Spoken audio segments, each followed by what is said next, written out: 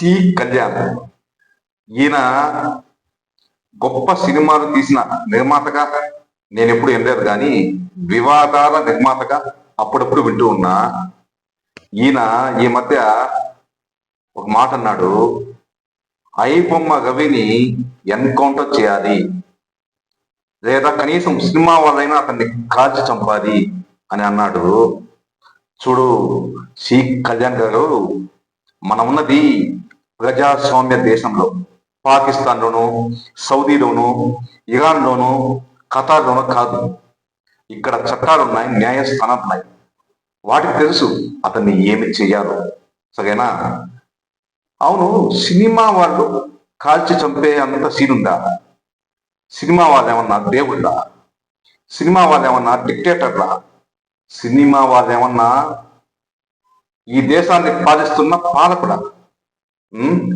మీరు ఈ మాట అన్నందుకు మీ మీద క్రిమినల్ కేసు నమోదు చేయొచ్చు, తెలుసా? అసలు నేను ఒక మాట అడుగుతున్నా, చరిత్రలో ఎప్పుడైనా మీ సినిమా వాళ్ళలో ఎవరినైనా ఈయన పేదల పాలిట దేవుడు మాకని ఎవరినైనా అన్నాగా?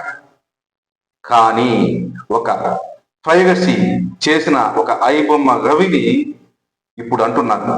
ఎందుకు అని ఒక్కసారి మీరు రాత్రి పడుకున్నప్పుడు మీ గుండెల మీద చేసుకుని బాగా ఆలోచించండి. అప్పుడు మీకు అర్థమవుతుంది.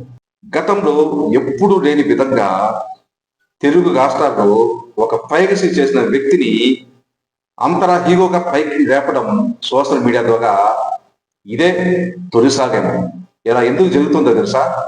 ఆ ఐబొమ్మ రవి మీద ఉన్న ప్రేమతో కాదు, సినిమా వాళ్ళ మీద ఉన్న కోపంతో, సినిమా వాళ్ళ మీద ఉన్న వ్యతిరేకతతో, సినిమా వాళ్ళు ప్రేక్షకుడిని థియేటర్ ద్వారా చేస్తున్న దోపిడీకి ప్రజాగ్రహంతో, అభిమానుల్ని అడ్డం పెట్టుకుని ఫ్యాన్స్ షోలు, బెనిఫిట్ షోలు అంటూ వాళ్ళని నిలువునా దోచుకుంటున్న వైనం.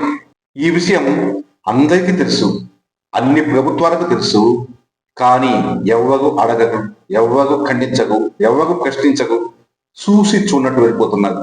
దీనికి ప్రధాన కారణం నిగూఢంగా ఈ సినిమా వాళ్ళకు, రాజకీయ నాయకులకు అనేక సంబంధాలు ఉన్నాయి కాబట్టి. అసలు మీ సినిమా వాళ్ళు దేంట్లో గొప్ప? మీకు వస్తున్న రాబడి ఎంత?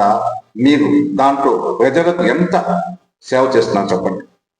అక్కడక్కడ ఎవరో కొద్ది గొప్ప సహాయం చేయొచ్చు, కానీ అది వాళ్ళ సంపాదనలో 0.1% మాత్రమే, తెలుసా? మీ పద్ధతి ఇలాగే ఉంటే, మీకు ఇదే విధంగా ప్రేక్షకులను దోచుకుంటూ ఉంటే, మీ తీరు మారకపోతే ఖచ్చితంగా ఏదో రోజు సినిమా వాళ్ళ పైన ప్రజల్లో ఈ వ్యతిరేకత ఎక్కువై తిరుగుబాటు జరిగే రోజు వస్తుంది. జాగ్రత్త, ఇకనైనా మాగండి.